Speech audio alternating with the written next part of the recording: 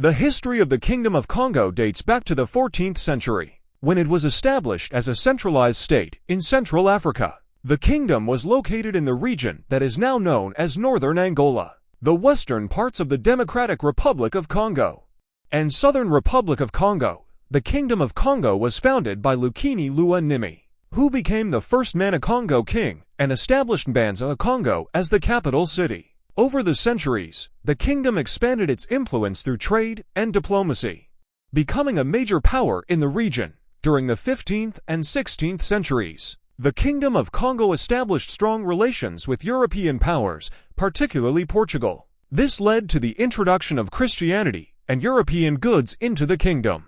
The Portuguese also played a significant role in shaping the political structure of Congo by influencing the selection of kings and promoting Christianity among the ruling elite. However, as European powers sought to exploit African resources, tensions arose between Congo and Portugal. The slave trade became a major source of conflict, with Portuguese traders capturing and exporting large numbers of slaves from the kingdom.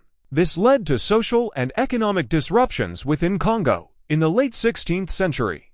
Internal power struggles weakened the kingdom, and it faced increasing threats from neighboring states such as Ndongo and Matamba. These conflicts, combined with the devastating impact of the slave trade, contributed to the decline of the Kingdom of Congo. By the 19th century, the kingdom had fragmented into several smaller states, losing its central authority. The region experienced further turmoil with the arrival of European colonial powers, particularly Belgium and France, who carved up the territory for their own colonial interests. Today, remnants of the Kingdom of Congo can still be found in the cultural practices and traditions of various ethnic groups in Angola and Congo. The kingdom holds historical significance as one of the earliest centralized states in Central Africa, and as a key player in the complex interactions between African kingdoms and European powers. During the colonial era,